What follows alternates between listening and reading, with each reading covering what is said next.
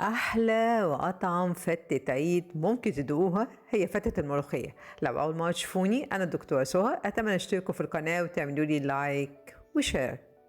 في طاسة على النار هننزل بعيش ناشف مكسر، وننزل عليه معلقتين كبار من السمنة، ونقلبهم كويس قوي علشان نحمر العيش في السمنة.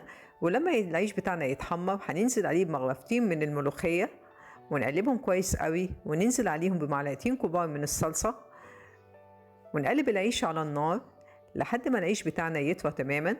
هننزل بيه في طبق التقديم بتاعنا، ونغطي عيش الفتة برز أبيض،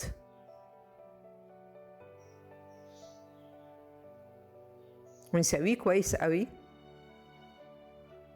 لحد ما الرز يغلف كل العيش بتاعنا بتاع الفتة.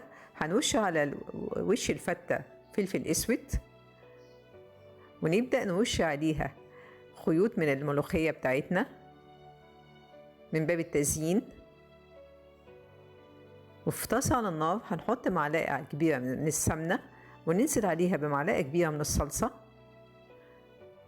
ولما الصلصة بتاعتنا تشكشك في السمنة هننزل عليها بشوية مية، ونقلبهم حلو قوي، ونسيب الصلصة بتاعتنا تتسبك. ولما تتسبك هنزوق بيها وش الفتة زي ما زوقنا وش الفتة بالملوخية، وده بيبقى شكلها النهائي.